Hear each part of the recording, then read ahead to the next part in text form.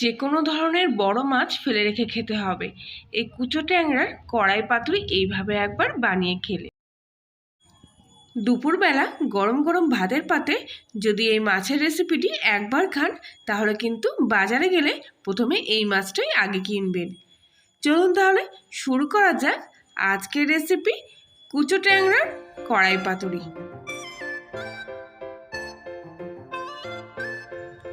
প্রথমেই আমি এখানে নিয়ে নিয়েছি 200 গ্রাম মতো কুচো ট্যাংরা। মাছের গায়ে 1 চামচি মতো লবণ খুব ভালো করে মাখিয়ে নেব। যেহেতু এই মাছগুলোর গায়ে কাঁটা থাকে তাই হাত দিয়ে কখনোই মাখাবেন না। একটা প্লেটের ওপর আরেকটা প্লেট চাপা দিয়ে এইভাবে একটু নাড়িয়ে চাড়িয়ে নেবেন, দেখবেন লবণটা মাছের গায়ে খুব ভালোভাবে লেগে গেছে। আর আজকের ভিডিওতে এই মাছগুলো কিভাবে বটি ছাড়াই খুব সহজে কাটা যায় সেটাও আমি আপনাদেরকে দেখাচ্ছি। আর তার জন্য আমি একটা কাঁচি দিয়ে মাছগুলো কেটে নেব। প্রথমেই মাছের যে বিশেষ কাঁটাটা আছে দুদিকে দাঁড়া মতো সেটাই আমি আগে বাদ দিয়ে দিলাম। এবারে পেটের যে অংশটা আছে সেটা কিন্তু এইভাবে খুব সহজেই বের করে আনলাম। পিঠের দাঁড়া কাটাটাও আমি এইভাবে কেটে দিচ্ছি। আর কাঁচি দিয়ে কিন্তু খুব সহজেই এই মাছগুলো কাটা যায়। অবশ্যই আপনারা বটি দিয়েও কিন্তু খুব ভালোভাবে মাছগুলো কেটে ফেলতে পারেন। খুব তাড়াতাড়ি মাছগুলো কাটার কিন্তু এর থেকে সহজ পদ্ধতি আর হয় না। আর লবণ দিলে পরে মাছের গায়ে যে লাল লাল ভাবটা থাকে সেটাও কিন্তু অনেকটা কমে যায়। আর তার ফলে মাছগুলো কাটতে কিন্তু আরও সুবিধা হয়। এইভাবে আমি কিন্তু প্রত্যেক কটা মাছই খুব তাড়াতাড়ি কেটে ফেলেছি।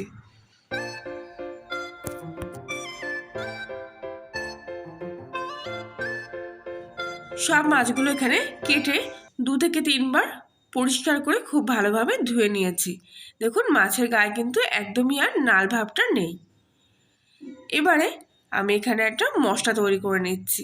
তার জন্য আমি নিয়েছি কয়েক কোয়া রসুন, 1 চিমটি মতো আদা কুচি আর 3টে মাঝারি সাইজের পেঁয়াজ কুচি, 2টো কাঁচা লঙ্কা।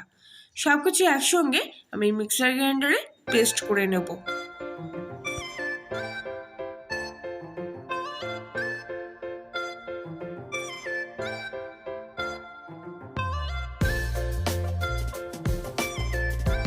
এখানে কিন্তু পেঁয়াজ রসুনটা একেবারে মিহি করে পেস্ট করিনি, এরকম একটু দানা দানা ভাব রেখেছি, মানে আধ বাটার মতো করে নিয়েছি এখানে পেঁয়াজ রসুনের পেস্টটা। এবারে মাছের মধ্যে সমস্ত পেস্টটা আমি এখানে দিয়ে দিলাম। পেঁয়াজ রসুনের এই আধ বাটা পেস্টটা কিন্তু খুব টেস্ট আনবে এই রেসিপির মধ্যে। স্বাদ মতো লবণ, 1/2 চামচি মতো হলুদ, 1/2 চামচি মতো জিরের গুঁড়ো, 1/2 চামচি ধনে গুঁড়ো, আর দিয়ে দিচ্ছি 1/2 চামচির একটু কম শুকনো লঙ্কার গুঁড়ো।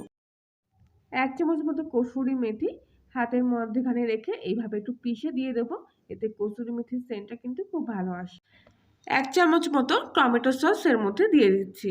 অবশ্য টমেটো থাকলে আপনারা টমেটো এর মধ্যে ব্যবহার করতে পারেন। এবার সব কিছু একসঙ্গে খুব ভালো করে এখানে আমি মিশিয়ে নেব।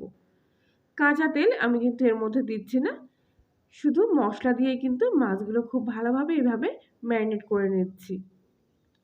প্রায় 5 থেকে 7 মিনিট মতো সময় ধরে কিন্তু আমি মাছের সঙ্গে মশলাগুলো খুব ভালোভাবে এইভাবে মিশিয়ে নিয়েছি, যাতে মাছের মধ্যে এইভাবে মশলাগুলো খুব ভালোভাবে প্রবেশ করে।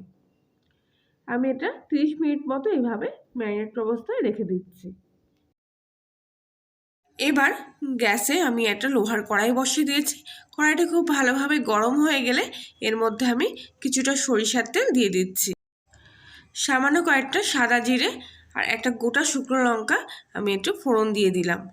এতে কিন্তু রান্নার গন্ধটা আর স্বাদটা খুব ভালো আসবে। ফোড়নটা খুব ভালোভাবে ভাজা হয়ে গেলে একে একে ম্যারিনেট করা মাছগুলো আমি এইভাবে তেলের মধ্যে দিয়ে দিলাম।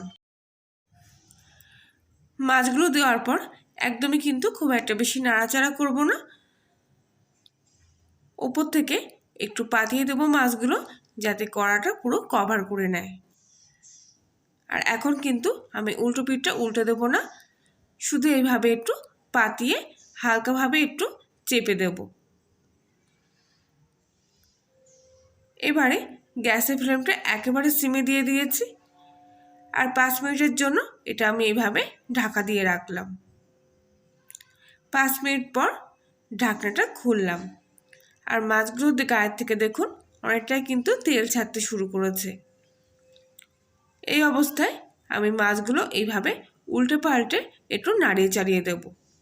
তবে যেহেতু মাছগুলো কাঁচা, তাই খুবই কিন্তু সাবধানে নাড়াচাড়া করবেন, একেবারে নরম হাতে, যাতে কোনো মাছটাই একেবারে ভেঙে না যায়।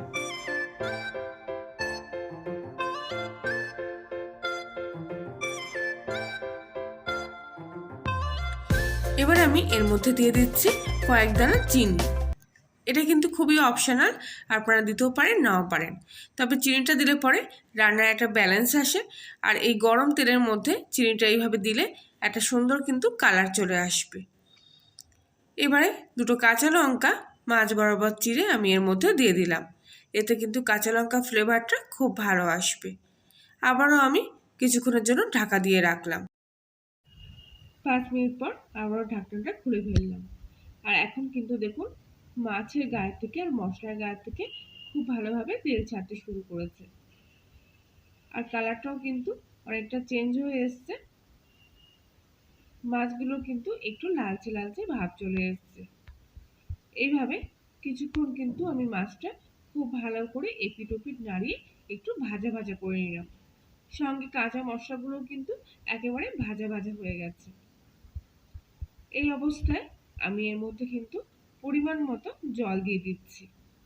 জলের পরিমাণটা আমি এখানে একটু বেশি দিয়ে দিলাম, কেননা এটা কিন্তু খুব ভালোভাবে ফুটবে, আর ফুটলেই কিন্তু মাছের যে টেস্টটা সেটা ঝোলের সাথে খুব ভালোভাবে মিশে যাবে, আর তখনই কিন্তু এই পাতুরির টেস্টটা দ্বিগুণ হয়ে যাবে।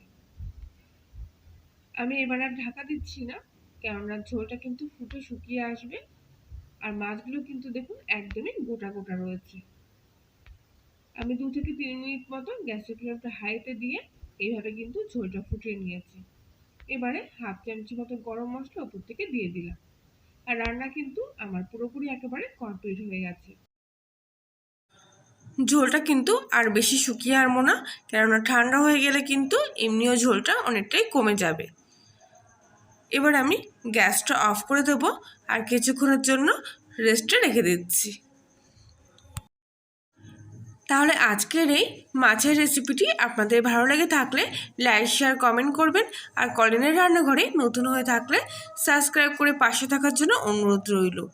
আর পাশের বেল আইকনটি অবশ্যই প্রেস করবেন নতুন কোনো ভিডিওর আপডেট পাওয়ার জন্য। আজকের মতো এখানেই, আবার দেখা হচ্ছে অন্য একদিন। ততক্ষণ সবাই ভালো থাকবেন, সুস্থ থাকবেন, সাবধানে থাকবেন।